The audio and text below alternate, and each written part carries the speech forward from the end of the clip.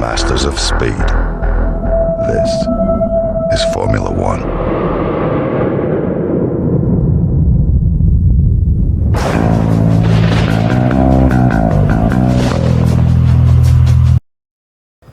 Hello there. Apologize for being away for so long.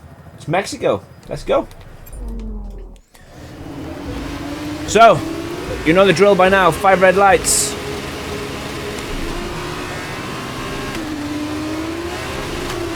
We are off, mate. Absolutely off skis. Hope you guys are good though. Hope you guys are well. It's been a while. But yeah. Had lots of stuff going on. At home. Hope you guys can forgive that. But I will get all these setups. The remaining setups out.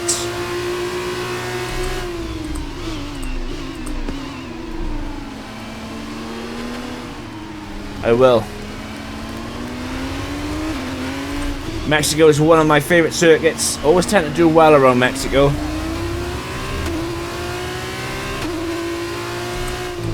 This is where this setup is really going to come into his own. Through this section.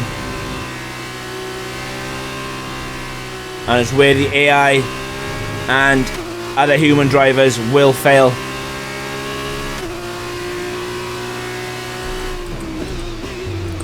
The AI as well is so strong around Mexico because obviously you've got that long straight.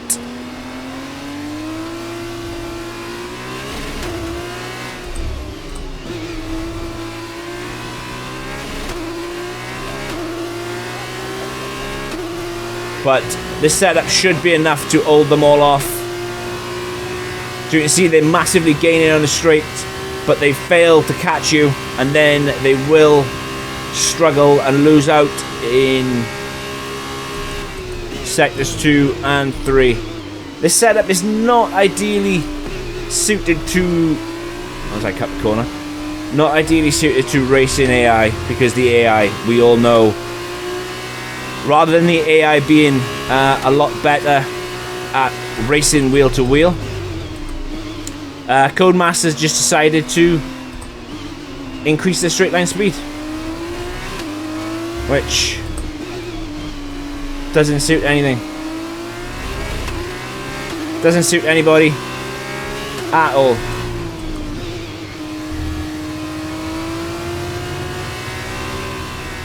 The setup is more suited to racing a league race. Simply because of the how silly the AI can be. You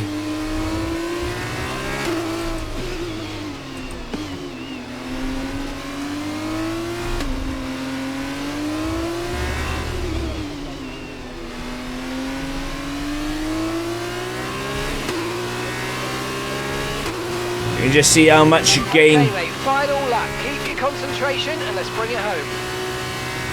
How much you gain on them, it's unreal. It really is.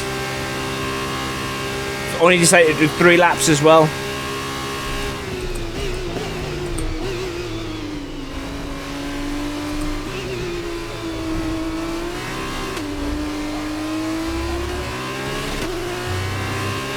You know, by now that the setup is coming at the end. Like I said, I would love to hear from you in the comments below what you think of it.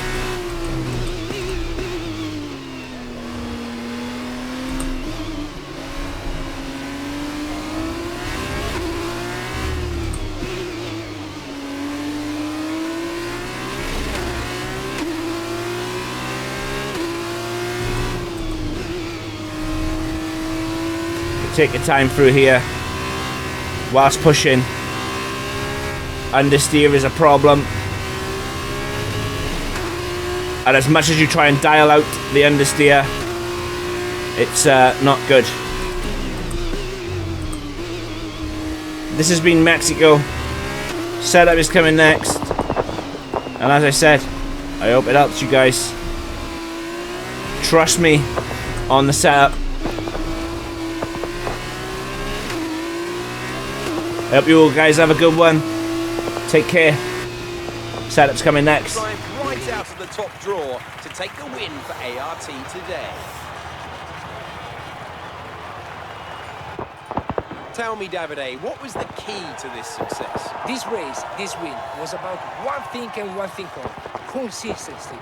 Anyone can be quick for just one lap, but there's a difference between that and being quick every lap, over and over and over. If you can do that, if you can gain ground when your opponents make mistakes, but then not make mistakes on your own, you can just push and push. An amazing race today, and a very well-deserved one too. The team worked very hard to get exactly the right setup out of the F2 car. It works for them, and the results speak for themselves. ARTGP winners today.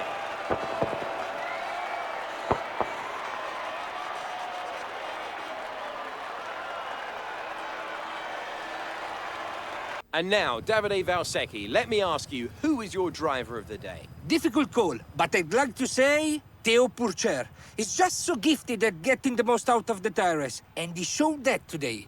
There will be plenty more twists and turns to come this season. I hope you'll join us at the next race when Formula 2 returns. Mexico, welcome back. So this is what I've gone with for the setup, and the reason why I am so high on the wings is simply because rather than focusing on the two main straights, I'd rather focus on Sector 2 and Sector 3 of the circuit. That is where you gain or lose all your time, and this is why I've set the car up like this. It's up to you. You can obviously take the wings down if you want, but you will suffer in Sector 2 and Sector 3. And with these cars being so understeery, there's that word again, which has been a feature of the entire F2 setups. Yeah, by all means, take them down. You could probably take this down to about 30-27 if you wanted to. Maybe you can even take it down to 30-25. Try it. See how it goes. But yeah, I would much prefer to sort out Sector 2 than actually do lose out in Sectors 2 and 3 just to gain in Sector 1. It's just silly, if you ask me. This is the way, like I said, I've set the car up, and this is why I've gone the way I've gone. But yeah, by all means, you can check it out for yourself, test it. So going with 36-27 on the front and 27 on the rear. Onto the transmission, I've gone 60-40 on. You can do 80-20 if you want. I wouldn't recommend going the other way. Car will be extremely oversteery, and you don't want oversteer when you come out of the last corner through the stadium section. So yeah, I've gone with 60 on, 40 off. But again, you can run to 80-20 if you want to. Onto the suspension geometry then. Usually I'd go right, left if it was an F1 setup, but obviously the F2 setups, you can really mix and match, and this is what I've gone with.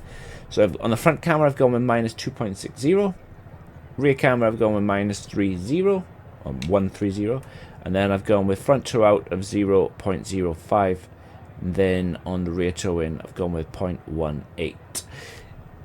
Compared to the AI, this setup is going to feel slow, alright? Depending on what AI level that you race with, it will feel slow. But if you have watched the 3 laps that I've done prior, you will see just how much I gain on the AI in the Sector 2 and Sector 3. You have to remember that the AI, their straight line speed is phenomenal. This setup really will only work when you're racing against humans. Yes, it might be difficult to overtake down the main straight, especially if somebody's running an extremely low wing setup. But the time you will gain back on them in Sectors 2 and 3 will be enough. You shouldn't run out of DRS. Trust me on that. On the suspension, my front suspension of 41, rear suspension of 30. I've gone with a front anti-roll bar of 18, a rear anti-roll bar of 11. Again, you can take that up to 20 and drop this one down to 10 if you want, but it's entirely up to you. It's your setup. Chop and change it, because the more you change it to suit your driving style, the more benefit you will get out of the setup. I keep saying that, and I will keep on saying that until I'm blue in the face. Onto the ride out then. Gone with 34 on the front. The reason why I've gone with 34 is because there is a curb at the end of the long straight, the right, left, right, to bring you onto the second DRS straight. That curb, you have to ride it to get as much out of the car as possible, and then obviously rear ride out at 38. On the brakes, I've gone with 56. This will change up and down because there are some heavy braking zones around Mexico, especially into the double right-hander in the start of Sector 2, I think. Onto the tyre pressures then. I've gone with 26 on the front, and I've gone 22.6 on the front, I should say.